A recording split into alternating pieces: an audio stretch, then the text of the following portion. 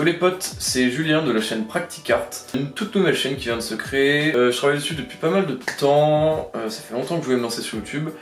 J'expliquerai plus en détail à la fin de la vidéo ce que je vais faire sur cette chaîne, le futur de la chaîne, etc. Mais pour l'instant, le thème principal de cette vidéo, ce sont les objectifs photo. Donc cette vidéo elle va parler de ceux qui débutent en photographie. Parce que le problème qu'on rencontre souvent quand on commence la photographie, c'est tout simplement l'argent. Parce que la photographie c'est très cher. Le fait d'économiser pour acheter un appareil photo, faut mettre beaucoup, même si on commence avec un appareil photo milieu de gamme. On va dire que maintenant on peut trouver un bon appareil photo autour des 400-500 €. Mais ce qui revient entre guillemets le plus cher, ce sont les objectifs photo. C'est pour ça que dans cette vidéo, je vais vous parler des objectifs photo que j'utilise, parce que j'utilise pas, j'en utilise qu'un, celui avec lequel je filme en ce moment. Je n'utilise pas d'objectifs numériques, c'est-à-dire j'utilise des objectifs argentiques, donc des objectifs qui vont sur les appareils photo argentiques à pellicule de l'époque. Je vais parler plus en détail des avantages et des inconvénients de ces objectifs-là. Je vais faire quelques tests aussi pour vous montrer la différence des deux. Mais en soi, le plus gros avantage qu'on a avec ce type d'objectif là, c'est le prix. Voilà. Parce que si on veut se lancer par exemple dans la photographie de portrait, il faut forcément utiliser un objectif avec une grande ouverture, 1.8 ou 2, 2.8, etc. Mais malheureusement, ce type d'objectif là coûte plutôt cher. Mis à part le 50 mm 1.8 de Canon qui coûte 100-150 €, c'est le seul qui est à peu près abordable, parce que si on monte dans une autre gamme, entre guillemets, ça va commencer à chiffrer pas mal. Vous avez juste à aller sur eBay, vous tapez objectif argentique ou vieux objectifs, et vous allez tomber sur une liste énorme de personnes qui vendent des vieux objectifs très peu chers. Par exemple, pour un 50 mm 1.8, on peut en trouver à 20 €. Ce qui est très abordable comparé aux 150 € du Canon. Après, il faut comparer aussi les deux, parce que même si c'est très peu cher, il faut voir aussi les inconvénients de ces objectifs-là.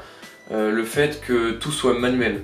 Je m'explique, vous voulez régler l'ouverture de cet objectif-là, vous devrez tourner la bague qui est juste sur l'objectif, donc qui est juste là. Il n'y a pas non plus d'autofocus sur ces objectifs-là, forcément. Et vu qu'ils sont plutôt vieux, ça va être plutôt rude de devoir tourner à chaque fois l'objectif, la bague qui est sur l'objectif pour faire la mise au point. Et la mise au point, ça sera pas toujours net, donc c'est un gros désavantage aussi. Pour ceux qui font beaucoup de photoportraits avec ce type d'objectif là, il faut faire très attention que le focus soit bien fait sur le visage de la personne par exemple. Mais forcément, vu que ce sont des vieux objectifs et qu'ils n'ont pas la même monture, donc la monture c'est de ce côté là, que sur les objectifs, sur les appareils photo numériques de maintenant, il va falloir acheter une bague d'adaptation à côté.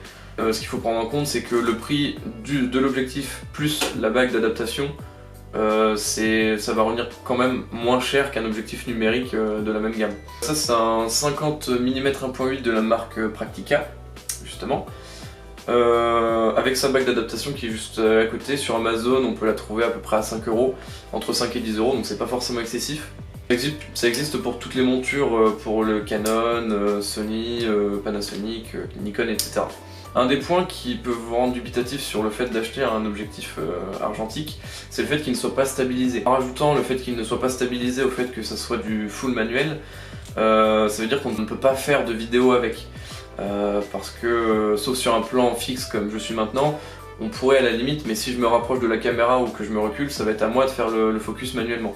Donc c'est pas très avantageux comparé à ce type d'objectif là qui est sur mon appareil photo, où je peux directement faire le focus sur mon visage et ça va s'adapter au fur et à mesure de si je bouge ou pas.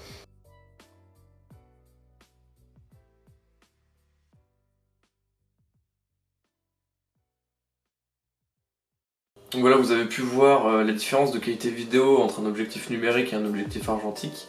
En conclusion, je pourrais dire que ce type d'objectif là, c'est très intéressant pour les personnes qui commencent et qui n'ont pas forcément le budget pour acheter des objectifs numériques. C'est intéressant, mais ça limite vachement l'utilisation de l'appareil photo, de par l'autofocus, de par le fait que ça soit du manuel. N'imaginez même pas faire des vidéos avec ce type d'objectif là, c'est impossible, vraiment.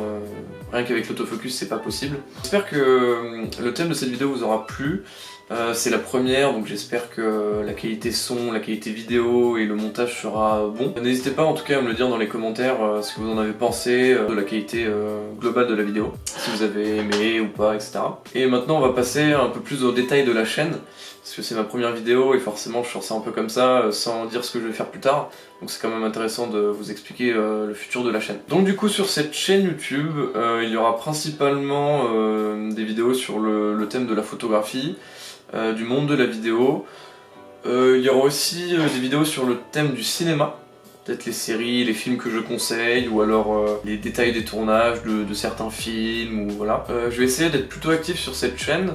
Je m'engage pas à un nombre de vidéos toutes les semaines, ou voilà. Pour l'instant je m'engage pas. Je préfère sortir des vidéos de qualité quand je le peux. Pour ceux qui sont intéressés, toutes les photos que je fais sont sur mon Instagram, donc je vous le mettrai dans la description. Et je vous mettrai aussi dans la description mon site internet où il y a mon portfolio, où vous pourrez voir absolument toutes les photos que je fais. Si vous avez des questions sur le matériel que j'utilise, n'hésitez pas, soit en DM Insta ou par les commentaires YouTube, etc. N'hésitez surtout pas. Et bien c'est là que se termine cette première vidéo de la chaîne. Donc comme je l'ai dit auparavant, n'hésitez pas à me dire ce que vous en avez pensé globalement. Et si ça vous a plu, n'hésitez pas à la partager, voilà. C'est la fin de cette vidéo, à plus!